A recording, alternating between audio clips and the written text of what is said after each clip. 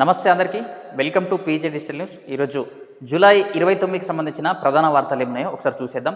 ఆంధ్రజ్యోతి పేపర్తో మొదలు పెడదాం. రాష్ట్రపతిని కలుద్దాం, బీసీ రిజర్వేషన్ల కోసం కేంద్రం మీద ఒత్తిడి పెంచుదాం, 3 రోజులు ఢిల్లీలోనే స్థానిక సంస్థల ఎన్నికలు నిర్వహించాలంటూ హైకోర్టు తేదీలను ప్రకటిస్తోంది. కేంద్రం నుంచి పంచాయతీలకు రావాల్సిన నిధులు రావడం లేదు. ఇలాంటి పరిస్థితుల్లో రాష్ట్రపతి ద్వారా బిల్లులను ఆమోదింపజేయాలని కేంద్రాన్ని క్యాబినెట్ ముక్తకంఠంతో కోరుతోంది. సో బీసీ రిజర్వేషన్కు సంబంధించి తెలంగాణ రాష్ట్రంలో తీర్మానం జరిగింది, కేంద్రానికి కూడా పంపడం జరిగింది. అసెంబ్లీలో తీర్మానం చేసి కేంద్రానికి పంపారు, కేంద్రం ఆమోదం కోసం అని చెప్పి. గత కొన్ని రోజులుగా, నెలలుగా అది ఇంకా పెండింగ్లోనే ఉంది. ఇటు ఇంకోవైపు చూసుకుంటే రాష్ట్ర హైకోర్టు సెప్టెంబర్ 30 లోపు స్థానిక సంస్థల ఎన్నికలు నిర్వహించాలని చెప్పేసి ఆదేశాలు జారీ చేయడం. సో ఉన్న 2 నెలలలో బీసీ రిజర్వేషన్లు ఎట్లా అమలు చేయాలన్న దానిపై తెలంగాణ రాష్ట్ర ప్రభుత్వం, కాంగ్రెస్ ప్రభుత్వం సమాయత్తమవుతోంది. కేంద్రాన్ని ఎలాగైనా ఒప్పించాలని చెప్పేసి నిన్న జరిగిన క్యాబినెట్ భేటీలో కూడా రాష్ట్రపతిని అందరూ ప్రజాప్రతినిధులతో కలిసి, బీసీ వాదం ఎత్తే ప్రతి ఒక్కరితో కలిసి వినతి పత్రం అందజేయాలని చెప్పేసి కూడా నిన్న క్యాబినెట్లో నిర్ణయం తీసుకోవడం జరిగింది. దీనికి సంబంధించి 5, 6, 7వ తేదీలలో ఆగస్టుకు సంబంధించి షెడ్యూల్ కూడా చేయడం జరిగింది. ఒకసారి చూసే ప్రయత్నం చేద్దాం. చూడండి, ఆగస్టు 5న పార్లమెంట్లో వాయిదా తీర్మానాలు, 6న జంతర్ మంతర్ వద్ద ప్రజాప్రతినిధుల ధర్నా, 7వ తేదీన 200 మంది నాయకులతో రాష్ట్రపతి వద్దకు బీసీ రిజర్వేషన్ బిల్లును వెంటనే ఆమోదించాలని వినతి, కార్యాచరణకు రాష్ట్ర మంత్రివర్గం ఆమోదం, బీజేపీ బీసీ ఎంపీలు బిల్లుల ఆమోదానికి సహకరించండి, అసెంబ్లీలో మద్దతిచ్చి ఢిల్లీలో మోకాలడ్డుతున్న బీజేపీ, ఆమోదించినప్పుడు పరిమితి గురించి తెలియదా, మీడియాతో మంత్రులు పొన్నం, వాకిటి, కొండ సురేఖ, ప్రతి బీసీ బిడ్డ ఢిల్లీకి తరలి రావాలని పిలుపు. సో బీజేపీ ఎంపీలు కూడా అసెంబ్లీలో బీసీ రిజర్వేషన్ 42% రిజర్వేషన్కి సంబంధించి తీర్మానం ప్రవేశపెట్టినప్పుడు మద్దతు ప్రకటించారు తెలంగాణ రాష్ట్రానికి సంబంధించిన ఎంపీలు. సో ఇప్పుడు కేంద్రాన్ని ఒప్పించే ప్రయత్నంలో కూడా ఈ ఎంపీలు ఖచ్చితంగా సహకరించాలని చెప్పేసి కూడా కాంగ్రెస్ కోరుతా ఉంది. సో మరి ఏం జరుగుతుందో చూడాలి. 42% రిజర్వేషన్ అసలు అమలుకు కేంద్రం ఆమోదం తెలుపుతుందా లేదా అనేది చూడాల్సిన పరిస్థితి. ఇటు మరోవైపు ఆర్డినెన్స్ కూడా జారీ చేయడం జరిగింది. 42% రిజర్వేషన్ని స్థానిక సంస్థల ఎన్నికల్లో అమలు పరిచే విధంగా పంచాయతీరాజ్ యాక్ట్ 2018 ఆర్టికల్ 285 క్లాస్ ఏను సవరిస్తూ ఆర్డినెన్స్ కూడా తెలంగాణ రాష్ట్ర ప్రభుత్వం జారీ చేయడం జరిగింది. ఆ ఆర్డినెన్స్ కూడా రాష్ట్ర గవర్నర్ వద్ద పెండింగ్లోనే ఉంది. సో అది కూడా ఇంకా ఆమోదం పొందలేదు. మరి ఏం జరగబోతుందో 42% రిజర్వేషన్కి సంబంధించి వేచి చూడాల్సిన అవసరం అయితే ఉంది. ప్రతిరోజు వరుస కథనాలు అయితే ప్రచురితం కావడం జరుగుతుంది. 42% రిజర్వేషన్కి సంబంధించి వేచి చూడాల్సిన అవసరం అయితే ఎంతైనా ఉంది. హైకోర్టుకు 4 అదనపు జడ్జీలు, చలపతిరావు, రామకృష్ణారెడ్డి, ప్రవీణ్ కుమార్, గౌస్ మొహినుద్దీన్ల నియామకం, కొలీజియం సిఫార్సులకు రాష్ట్రపతి ఆమోదం, నోటిఫికేషన్ జారీ చేసిన కేంద్ర న్యాయశాఖ. సో మళ్ళీ తెలంగాణ రాష్ట్రానికి హైకోర్టుకు 4 నూతన జడ్జీలను నియమించడం జరిగింది. సాధారణంగా 42 మంది సంఖ్య ఉంటుంది వీరిది. ఇప్పుడు ప్రస్తుతం 26 మంది జడ్జీలు మాత్రమే కొనసాగుతూ ఉన్నారు. ఈ 4 నియామకంతో వీరి సంఖ్య 30కి చేరనుంది. తెలంగాణ హైకోర్టుకు కొత్తగా 4 అదనపు న్యాయమూర్తులు నియమితులయ్యారు. న్యాయవాదుల కోటాలో గౌస్ మీర్ మొహినుద్దీన్, సుద్దాల చలపతిరావు, వాకిటి రామకృష్ణారెడ్డి, గౌడి ప్రవీణ్ కుమార్ హైకోర్టు అదనపు న్యాయమూర్తులుగా బాధ్యతలు స్వీకరించనున్నారు. హైకోర్టు న్యాయవాదులుగా ఉన్న వీరిని అదనపు జడ్జీలుగా నియమించాలంటూ సుప్రీంకోర్టు కొలీజియం చేసిన సిఫార్సులకు తాజాగా రాష్ట్రపతి ఆమోదముద్ర వేశారు. దీంతో ఈ 4 అదనపు న్యాయమూర్తుల నియామకాలను నోటిఫై చేస్తూ కేంద్ర న్యాయశాఖ ఉత్తర్వులు జారీ చేసింది. హైకోర్టులో మొత్తం ఉండాల్సిన న్యాయమూర్తుల సంఖ్య 42 కాగా ప్రస్తుతం 26 మంది ఉన్నారు. వీరి నియామకంతో ఈ సంఖ్య 30కి చేరనుంది. మిగతా వార్తలు. ఇతర రాష్ట్రాల్లోనూ సృష్టి దందా. తెలంగాణతో పాటు పలు రాష్ట్రాల్లో నమ్రతకు ఏజెంట్లు, అబార్షన్ కోసం వెళ్లే వారికి డబ్బు ఆశ చూపించి వల. 4-5 ఏళ్ల క్రితం కూడా హైదరాబాద్లో ఇదే తరహాలో శిశు విక్రయాలకు పాల్పడినట్లు గుర్తించిన పోలీసులు నిందితుల విచారణకు కోర్టులో కస్టడీ పిటిషన్. సృష్టి ఫర్టిలిటీ సెంటర్లో ఏం జరుగుతోంది సార్, పోలీసులను ప్రశ్నిస్తున్న పలువురు దంపతులు. సో ఈ ఫర్టిలిటీ కేంద్రాలు కూడా అమాయక ప్రజలను ఆసరగా చేసుకొని వీరు దందా కొనసాగిస్తూ ఉన్నారు. సంతానం లేని దంపతులకు సంతానం కల్పిస్తామని చెప్పి, సరోగసి పద్ధతి అని చెప్పి వివిధ రకాలుగా వాళ్ళని మాయమాటలు చెప్పి అమాయకపు శిశువులను, చిన్నపిల్లలను అవసరాన్ని బట్టి అమ్ముకునే వారి వద్ద నుంచి విక్రయాలు జరిపి కొనుగోలు చేసి ఈ దంపతులకు విక్రయించడం అనేది కూడా జరుగుతూ ఉంది. సో దీనికి సంబంధించి పోలీసులు కూడా కొన్ని కేసులను గుర్తించడం జరిగింది. సో ప్రభుత్వాలు కూడా దీనిపై ప్రత్యేక దృష్టి సారించాల్సిన అవసరం ఎంతైనా ఉంది. అదేవిధంగా ప్రజలు కూడా తస్మాత్ జాగ్రత్త ప్రజలారా, ఇటువంటి వారి విషయంలో ఖచ్చితంగా ముందస్తుగా ఆలోచన చేయాల్సిన అవసరం ప్రజల్లో ఎంతైనా ఉండాలి. వీరిని అస్సలు నమ్మబోకండి. సంతానం పేరుతో వీరు లక్షలు దండుకుంటూ ఉంటారు. సో వీరిపై ఖచ్చితంగా చర్యలు తీసుకోవాల్సిన అవసరం అయితే ఎంతైనా ఉంది. ఉగ్రవాదాన్ని తుదముట్టించేందుకే ఎంతవరకైనా వెళ్తాం. 22 నిమిషాల్లో పాకిస్తాన్లోని 7 ఉగ్రవాద స్థావరాలు ధ్వంసం చేశాం. మన దాడులతో కాళ్ళబేరానికి పాక్. ట్రంప్ ప్రమేయం లేదు. సింధూర్కు విరామమే. దాయాది తోక జాడిస్తే మళ్ళీ ప్రారంభం. మన సైనికుల సత్తాపై విపక్షాలకు అనుమానమా? లోక్సభలో ఆపరేషన్ సింధూర్పై చర్చలో రక్షణ మంత్రి రాజ్నాథ్ సింగ్. మన విమానాలు ఎన్ని కూలాయి? కాంగ్రెస్. ఎట్టకేలకు నిన్న పార్లమెంటు సమావేశాలలో లోక్సభలో ఆపరేషన్ సింధూర్పై చర్చనైతే ప్రారంభించడం జరిగింది. దీనికి సంబంధిత శాఖ రక్షణ శాఖ మంత్రి రాజ్నాథ్ గారు సమాధానం కూడా ఇవ్వడం జరిగింది. 21వ తేదీ రోజు పార్లమెంటు సమావేశాలు ప్రారంభమైన నాటి నుంచి దాదాపు 5 రోజులు కూడా స్తంభించాయి కోత. ఎందుకంటే ప్రతిపక్షాలు పట్టుబట్టాయి. ఆపరేషన్ సింధూర్ విషయంలో ఖచ్చితంగా చర్చ జరగాలి, సభలో చర్చకు సమయం కేటాయించాలని చెప్పి కూడా పట్టుబట్టడంతో సమయం కేటాయించారు. సో ఎట్టకేలకు నిన్న సోమవారం చర్చ కూడా జరిగింది. కాంగ్రెస్ పార్టీ కూడా అనేక ప్రశ్నలు లేవనెత్తింది. మన విమానాలు కూలినట్లుగా ఉన్నాయి, మరి దాని గురించి ఎందుకు చెప్పడం లేదని చెప్పేసి కూడా చెప్తా ఉన్నారు. చూసే ప్రయత్నం చేద్దాం. ఉగ్రవాదాన్ని కూకటి వేళ్లతో సహా పెకిలించేందుకు నవీన భారతదేశం ఎంతవరకైనా వెళ్తుందని రక్షణ మంత్రి రాజ్నాథ్ సింగ్ స్పష్టం చేశారు.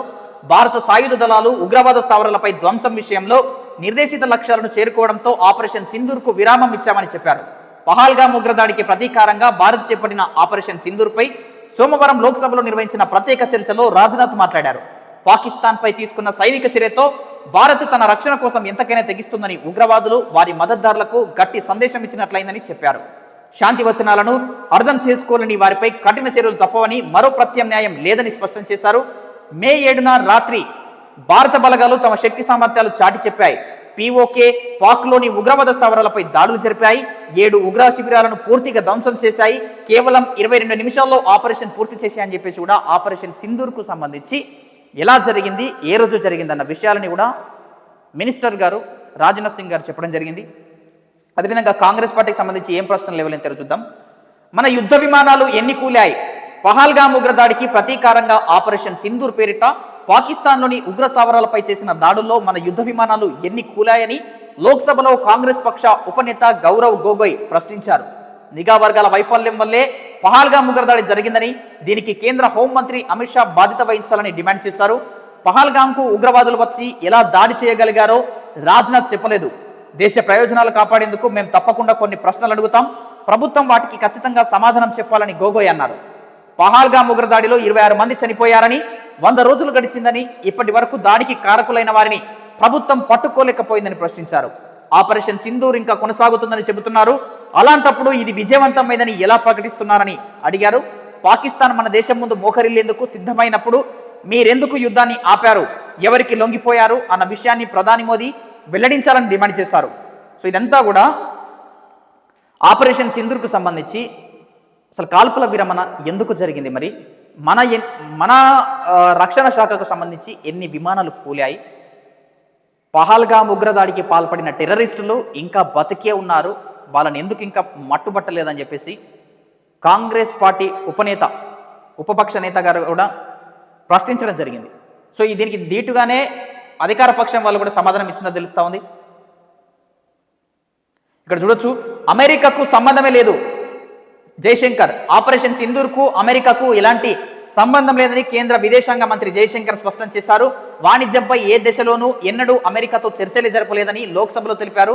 అలాగే అమెరికా అధ్యక్షుడి నుంచి ప్రధాని మోదీకి ఎలాంటి ఫోన్ రాలేదని తేల్చి చెప్పారు. సో గతంలో కొన్ని రోజుల క్రితము ఈ కాల్పుల విరమణ అనేది అమెరికా అధ్యక్షుడు ట్రంప్ కారణంగానే జరిగాయని చెప్పేసి కూడా, ట్రంప్ ప్రధాని నరేంద్ర మోదీకి ఫోన్ చేశారని చెప్పేసి కూడా గతంలో మనం చాలా వరకు విన్నాం. సో అవన్నీ కూడా అవాస్తవాలని చెప్పేసి కూడా విదేశాంగ శాఖ మంత్రి జయశంకర్ గారు కూడా చెప్పడం జరుగుతుంది. అసలు ఫోనే చేయలేదు ప్రధాని నరేంద్ర మోదీ గారికి, అమెరికాతో ఎలాంటి వాణిజ్య ఒప్పందాలు జరగలేదని చెప్పేసి కూడా ఆయన తేల్చి చెప్పడం జరుగుతూ ఉంది. మిగతా వార్తలు చూసుకుంటే, పహల్గామ్ ఉగ్రవాదుల కేల్కతం, ఆపరేషన్ మహాదేవ్లో సులేమాన్ సహా ముగ్గురి మృతి. పహల్గామ్ ఉగ్రదాడితో 26 మందిని పొట్టన పెట్టుకున్న ముష్కరులను భద్రతా బలగాలు మట్టుబెట్టాయి. ఆపరేషన్ మహాదేవ్ పేరుతో సోమవారం ఉదయం చేపట్టిన దాడుల్లో పహల్గామ్ మాస్టర్ మైండ్ సులేమాన్ షా, మరో 2 ఉగ్రవాదులు హతమయ్యారు. మృతి చెందిన మిగతా 2 ఉగ్రవాదులను యాసిర్ అలియాస్ హరీస్, అబు హంజామా అనుమానిస్తున్నారు. నెల రోజులుగా భద్రతా బలగాలు సులేమాన్ ఇతర ఉగ్రవాదుల కోసం వేటను ప్రారంభించాయి. ఈ క్రమంలోనే దాచిగావ్ అడవులను జల్లెడపట్టాయి. దట్టమైన అడవుల్లో హార్వాన్ ప్రాంతంలో శాటిలైట్ సిగ్నల్స్ వెళ్తున్నట్లు గుర్తించిన బలగాలు 14 రోజులుగా ఆ ప్రాంతంపై నిఘా పెట్టి ఉగ్రవాదులను ట్రాక్ చేశాయి. 2 రోజుల క్రితం నుంచి ఉగ్రవాదుల షెల్టర్ వద్ద దాడికి వ్యూహాన్ని రచించాయి. ఈ క్రమంలోనే స్థానిక సంచార జాతుల సహాయం తీసుకున్నాయి. సో పహల్గామ్ దాడిలో ఇన్వాల్వ్ అయిన ఉగ్రవాదులను మట్టుబెట్టడంలో భాగంగా ఆపరేషన్ మహాదేవ్ని కూడా చేపట్టడం జరిగింది. అందులో భాగంగా సులేమాన్ సహా ముగ్గురిని ఆ ఆపరేషన్ మట్టుబెట్టింది.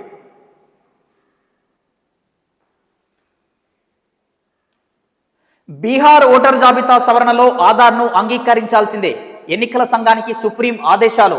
ముసాయిదా జాబితాపై స్టేకు నిరాకరణ. బీహార్ ఎన్నికల నేపథ్యంలో ఓటర్ జాబితా సవరణకు ఆధార్, ఓటర్ ఐడి కార్డులను చెల్లుబాటు అయ్యే పత్రాలుగా అంగీకరించేందుకు విముఖత చూపుతున్న భారత ఎన్నికల సంఘంపై సుప్రీంకోర్టు సోమవారం సీరియస్ అయింది. ఒకవేళ ఫోర్జరీ చేయదలుచుకుంటే ఎలాంటి పత్రాలనైనా చేయొచ్చు కదా అని ప్రశ్నించింది. ఆధార్తో పాటు ఓటర్ ఐడి కార్డుని చెల్లుబాటు అయ్యే డాక్యుమెంట్లుగా పరిగణించాల్సిందేనని స్పష్టం చేసింది. అయితే ఎన్నికలకు ముందు బీహార్లో ఓటర్ ముసాయిదా జాబితా ప్రచురణపై మధ్యంతర స్టే ఇవ్వడానికి సర్వోన్నత న్యాయస్థానం నిరాకరించింది.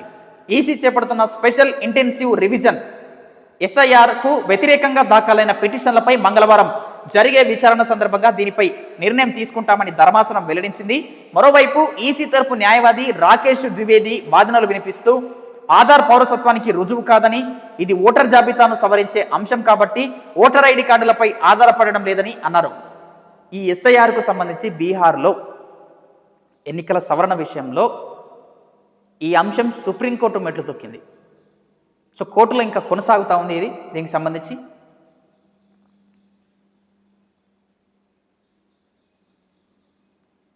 సో ఇది బీహార్ ఎన్నికల నేపథ్యంలో ఓటర్ జాబితా సవరణకు ఆధారు, ఓటర్ ఐడిని ఆధారంగా తీసుకోవద్దని చెప్పేసి కూడా సవరణకు ఆధార్, ఓటర్ ఐడి కార్డులను చెల్లుబాటు అయ్యే పత్రాలుగా అంగీకరించేందుకు విముఖత చూపుతున్న ఈసీపై సుప్రీంకోర్టు సీరియస్ అయింది, ఎలక్షన్ కమిషన్పై. మరి దేన్ని ఆధారాలుగా తీసుకోవాలని చెప్పేసి కూడా ప్రశ్నించడం జరిగింది. ఇప్పుడు ఓటర్ ఐడి నమోదు అనేది దేని ఆధారంగా చేయాలి? అయితే ఆధార్ కార్డు లేదంటే రేషన్ కార్డు కాదు, కానీ ఆధార్ కార్డు లేదంటే ఓటర్ ఐడి ద్వారానే కదా ఒక ఓటర్కు గుర్తింపు. మరి ఈ విషయంలో ఏం జరుగుతుందో చూడాలి ఒకసారి.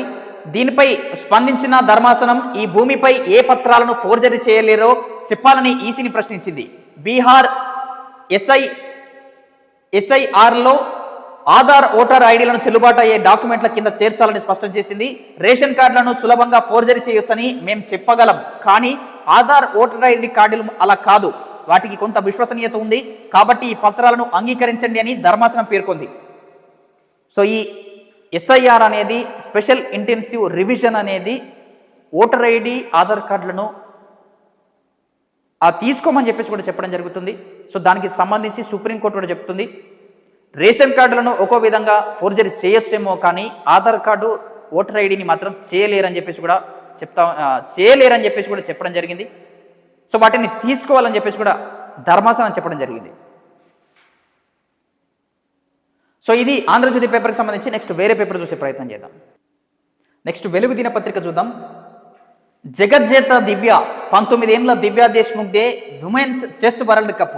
ప్రతిష్టాత్మక విమెన్స్ చెస్ వరల్డ్ కప్లో 19 ఏళ్ల యువ సంచలనం దివ్యా దేశ్ముఖ్ విజేతగా నిలిచింది. ఈ ఘనత సాధించిన యంగెస్ట్ ప్లేయర్గా దేశ తొలి మహిళగా రికార్డు సృష్టించింది. సో చెస్ వరల్డ్ కప్లో 19 ఏళ్ల యువతి దివ్యా దేశ్ముఖ్ ప్రపంచ రికార్డును అయితే సృష్టించడం జరిగింది. కేవలం 19 ఏళ్ల వయసులోనే ఇంత పెద్ద ఘనత సాధించడం ఎంతో గొప్ప విషయం అని చెప్పచ్చు. చాలామందికి మహిళా మనులకు కూడా ఆదర్శమని చెప్పొచ్చు. దేశ తొలి మహిళగా రికార్డు సృష్టించింది. 3 రోజుల పాటు ఉత్కంఠగా సాగిన ఫైనల్లో వయసుకు మించిన పరిణితి, అసాధారణ పోరాట పటిమ చూపెడుతూ మన దేశానికి చెందిన లెజెండరీ ప్లేయర్ కోనేరు హంపీపై విజయం సాధించింది. తొలి 2 క్లాసికల్ గేమ్స్ డ్రా అవ్వగా సోమవారం జరిగిన టై బ్రేక్స్లో అదరగొట్టిన దివ్య ఓవరాల్గా 2.5 to 1.5 తేడాతో హంపీని ఓడించింది. ఈ విజయంతో తను గ్రాండ్ మాస్టర్ హోదా కూడా అందుకుంది. ఇండియా నుంచి హంపి హారిక ఆర్ వైశాలి తర్వాత జిఎం హోదా అందుకున్న 4వ అమ్మాయిగా ఓవరాల్గా దేశ 88వ గ్రాండ్ మాస్టర్గా నిలిచింది. దివ్యను రాష్ట్రపతి ద్రౌపది ముర్ము, ప్రధాని నరేంద్ర మోదీలు తదితరులు అభినందించారు. సో 88 సంఖ్యకు చేరింది గ్రాండ్ మాస్టర్ హోదా సాధించాలంటే మామూలు విషయం కాదు. సో ఇప్పటి వరకు మన భారతదేశం నుంచి 88 మంది గ్రాండ్ మాస్టర్ హోదా సాధించిన వారు ఉన్నారు.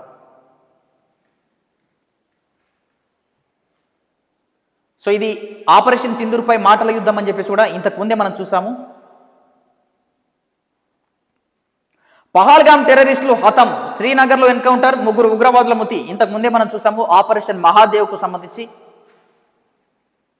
కబ్జాలో కవ్వాల్, పలచబడుతున్న అడవులు, పత్తాలేని పులులు. రిజర్వ్ ఫారెస్ట్లో 1.30 లక్షల ఎకరాల ఆక్రమణ. ఇప్పటికే 1.16 లక్షల ఎకరాల్లో చెట్ల నరికివేత, పోడు పట్టాలు జారీ. ఓవైపు గ్రామాల రీలొకేషన్, మరోవైపు కొత్తగా కబ్జాలు. ఆక్రమణలే పులుల ఆవాసానికి అడ్డంకిగా మారాయంటున్న అధికారులు. కవ్వాల్ ఫారెస్ట్ ను కాపాడుకుంటేనే పులులకు మనుగడ. సో ఆఖరికి అడవుల బాట, అడవుల్లో కూడా ఆక్రమణలు. ఎంత దారుణమైన విషయం.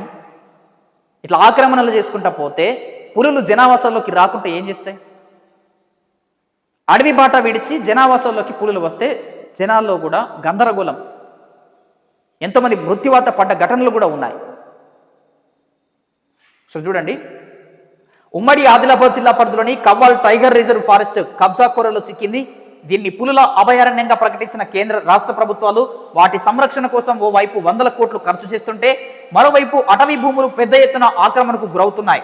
కొన్నేళ్లుగా గిరిజనులే కాకుండా గిరిజనేతరులు సైతం అటవీ భూములను యథేచ్ఛగా ఆక్రమించి పోడు వ్యవసాయం పేరుతో అడవుల్లో చెట్లను నరికేస్తున్నారు. దీంతో కవ్వాల్ అభయారణ్యం పలుచబడి వచ్చిన పులులు వచ్చినట్లే ఇక్కడ ఉండలేక మహారాష్ట్రకు తిరుగుముఖం పడుతున్నాయని చెప్పేసి కూడా కవ్వాల్ అభయారణ్యంలో ఫారెస్ట్ భూములు కూడా ఆక్రమణకు గురవుతా ఉన్నాయి.